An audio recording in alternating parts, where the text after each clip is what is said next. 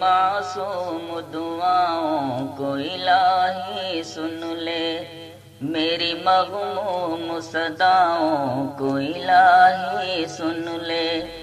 رفع الیدین کرنے کی حدیثیں زیادہ ہیں، اس لیے کہ وہ ایک عمل ہے، کیا ہے۔ جنت رفع یدین کرنے اور رفع یدین نہ کرنے کے کسی ایک طبقے کے لیے رجسٹری نہیں ہے۔ بھئی رفع یدین کرنے والے بھی جنت میں جائیں گے، آپ جا کے دیکھ لینا۔ امام بخاری ہوں گے کہ نہیں جنت میں؟ امام مسلم ہوں گے کہ نہیں جنت میں؟ امام ابو داؤد، ترمذی، نسائی، ابن ماجہ سب ہوں گے کہ نہیں؟ ارے نیچے آ جائیں، حضور غوث العظم میرے اور آپ کے اور کل دنیا کے شیخ عبد القادر جیلانی ہوں گے کہ نہیں جنت میں؟ یہ سب رفع یدین کرتے تھے۔ اب میں ان کا مرید ہوں، میں حنفی ہوں، میں رفع یدین نہیں کرتا۔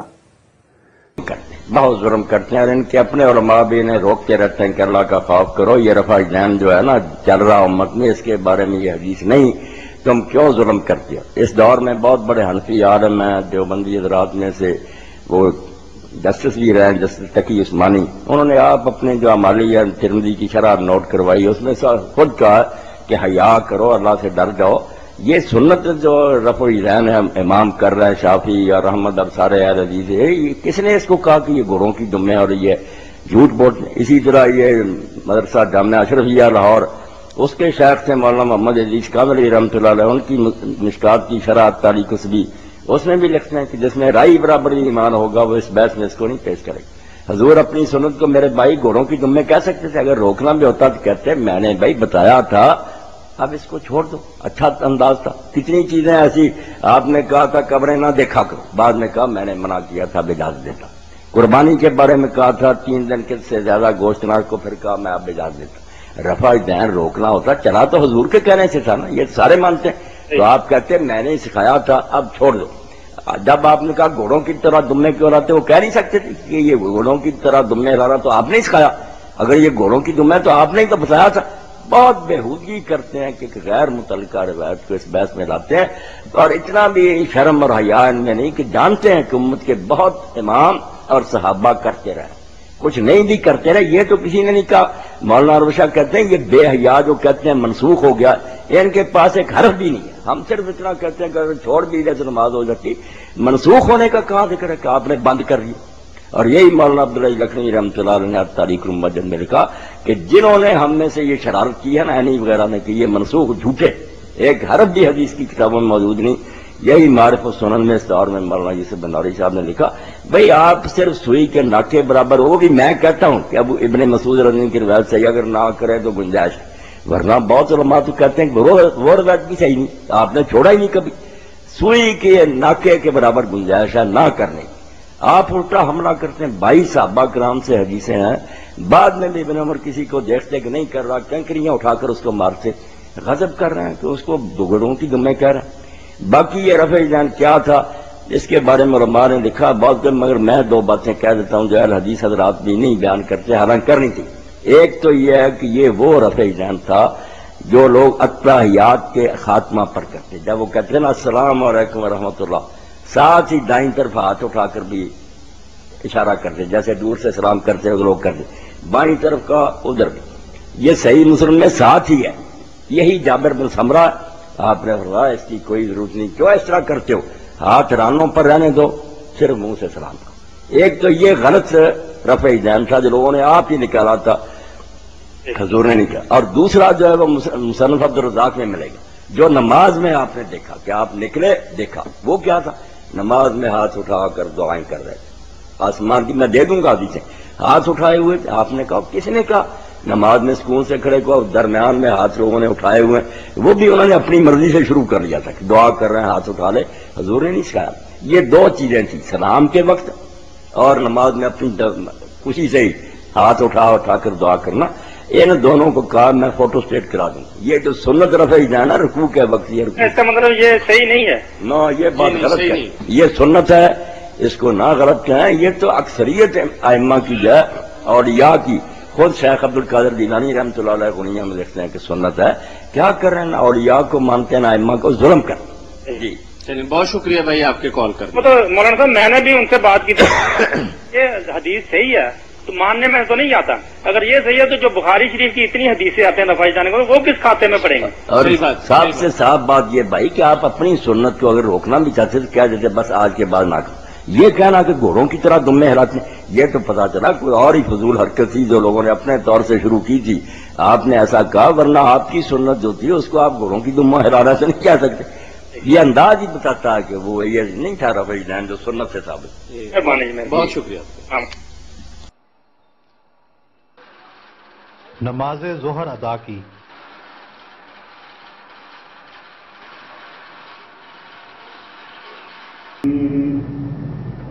اللہ اکبر.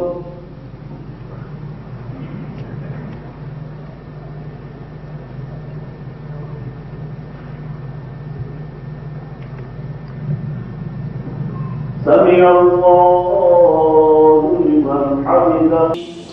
اللہ اکبر.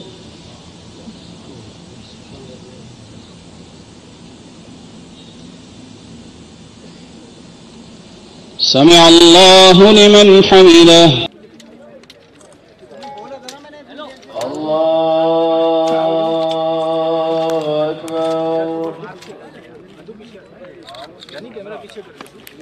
بچوں، میرے محترم اساتذہ و مفتیان، یہ زندگی پڑھانے کی ہے جو ان کے کام آئے گی. انشاءاللہ رفع یدین کرنے والے بھی جنت میں جائیں گے، نہ کرنے والے بھی جائیں گے. اگر کبائر سے اجتناب ہے، محرمات سے اجتناب ہے. عبداللہ بن عمر رفع یدین کرتے تھے. نبی صلی اللہ علیہ وسلم نے نماز میں رفع یدین کیا ہے. یہ ہر مسلمان جب نماز شروع کرتا ہے رفع یدین کر کے ہی کرتا ہے، اس میں کوئی اختلاف نہیں ہے.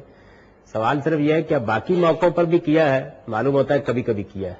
تو اس وجہ سے آپ اتنی بات اگر مان لیں تو اس میں لڑنے کی کیا بات ہے؟ یعنی ایک تو فرض ہے، اس کے بغیر نماز ہوتی نہیں شروع کرتے وقت، اس میں کسی کو اختلاف بھی نہیں.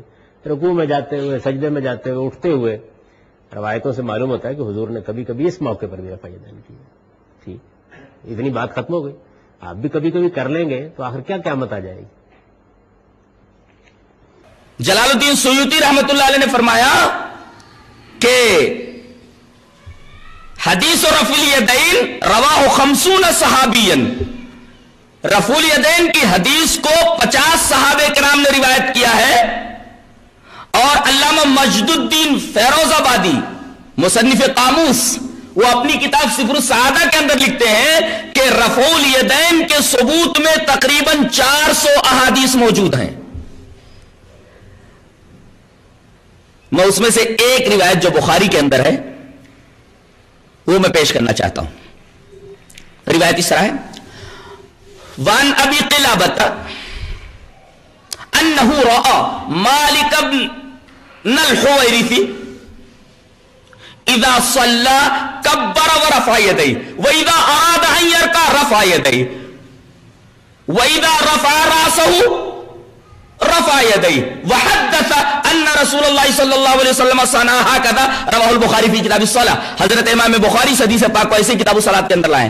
حضرت ابو قلابہ کہتے ہیں کہ انہوں نے مالک ابن حویرث کو دیکھا کہ مالک ابن حویرث جب نماز پڑھنا شروع کرتے، اذا صلی، جب نماز پڑھنا شروع کرتے تو تکبیر بولتے، کبر، اور تکبیر کے وقت رفع الیدین کرتے. کبر ورفع یدیہ، تکبیر تحریمہ کے وقت رفع الیدین کرتے. تو رفع الیدین کا ایک محل تو تکبیر تحریمہ کے وقت ہے.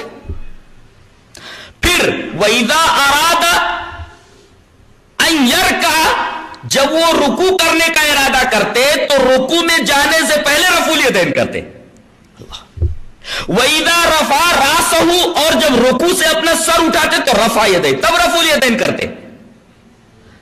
یہ روایت بیان کرنے کے بعد ابو قلابہ کہتے ہیں کہ مالک ابن حویرث جب یہ عمل دکھلا رہے تھے، نبی کریم صلی اللہ علیہ وسلم کی نماز کا یہ طریقہ بتا رہے تھے، فارغ ہونے کے بعد وہ کہتے ہیں وحدثا، انہوں نے بیان کیا، ان رسول اللہ صلی اللہ علیہ وسلم صنع ھکذا، نبی کریم صلی اللہ علیہ وسلم نے اسی طریقے سے کیا ہے. یہ نبی کریم صلی اللہ علیہ وسلم کا عمل ہے. اور ایک نکتہ، کتب ستہ کی کوئی بھی کتاب رفع الیدین کی حدیث سے خالی نہیں.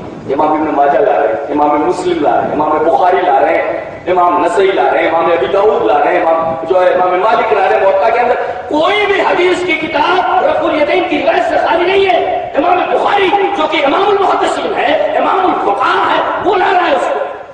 اتنے بڑے بڑے محدثین کو اس کے نسخ کا علم نہیں، یہ چیک کردی اور چیک کردی کے شور میں ان کو اچھی طرح معلوم کہ اس کے اندر نسخ ہو چکا ہے، ان محدثین کو علم نہیں ہے۔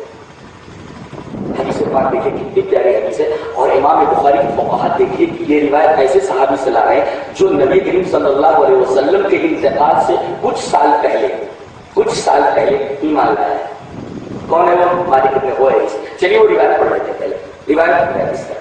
وعن ابي قلابة انه راى مالك بن الحويرث رضي الله تعالى عنه اذا صلى كبر ورفع يديه واذا اراد ان يركع رفع يديه واذا رفع راسه من الركوع رفع يديه وحدث ان رسول الله صلى الله عليه وسلم صنع هكذا رواه البخاري في كتاب الصلاه۔ حضرت امام بخاری اس حدیث پاک کو کتاب الصلاه کے اندر لائے۔ حضرت ابو قلابہ کہتے ہیں کہ میں نے مالک بن حویرث کو دیکھا، اور یہ مالک بن حویرث کا ایمان لائے، معلوم ہے 10 ہجری کے اندر، 10 ہجری کے اندر ایمان لائے ہیں، اور نبی کریم صلی اللہ علیہ وسلم کا انتقال کب ہو رہا ہے؟ انتقال کب ہو رہا ہے؟ آپ کو 29 اپریل کو میرا خیال آپ بیمار ہوئے، مرض الموت میں مبتلا ہوئے، اور یہ کوئی 12 ربیع الاول پاک کا انتقال ہو گیا، یعنی یہ جب ایمان لائے ہماری کتنے حویرث، اس کے بعد 1 سال کے بعد آپ کا انتقال ہو گیا، تو زیادہ موقع تو نہیں ہوا۔ ہماری روز 15 ہجری کے اندر ایمان لائے، اور نبی کریم صلی اللہ علیہ وسلم کا انتقال 11 ہجری کے اندر ہو رہا ہے، سال بھر کے بعد۔ تو یہ 10 ہجری کے اندر ایمان لانے والا صحابی یہ بیان کر رہا ہے کہ نبی کریم صلی اللہ علیہ وسلم نے ایسے ہی کیا، جب نماز پڑھتے تکبیر تحریمہ کے وقت ہاتھ اٹھاتے، رکوع میں جاتے وقت ہاتھ اٹھاتے، رکوع سے اٹھتے وقت سر اٹھاتے، ہاتھ اٹھاتے، اور اس کے بعد یہ بولتے کہ نبی کریم صلی اللہ علیہ وسلم نے ایسے ہی کیا ہے، اور یہ صحابی 10 ہجری کے اندر ایمان لانے والا ہے۔ اب یہ حدیث گلے میں اٹک گئی ہے، یہ حدیث گلے کے اندر اٹک گئی ہے۔ اب یہ ثابت کریں کہ 10 ہجری کے بعد منسوخ، اب مسئلہ یہ نہیں ہے، مسئلہ اب یہ ہے کہ 10 ہجری کے بعد کب منسوخیت ہوئی یہ ثابت کیا جائے۔ اب دلیل کی ذمہ داری مدعی کو ہوگا، یہ تھا، یہ جس نے دعویٰ کیا وہ ہم تو منکر ہے اس کو۔ البینہ تو المدعی، منسوخ ہے تو مدعی تو، لہذا بینہ کی ذمہ داری کیا ہوگا؟ تو دلیل ہے کہ 10 ہجری کے بعد فلاں وقت کو اس کی منسوخیت ہوئی، قطعیت کے ساتھ دلیل نہیں لا سکتا، صرف باتیں ہیں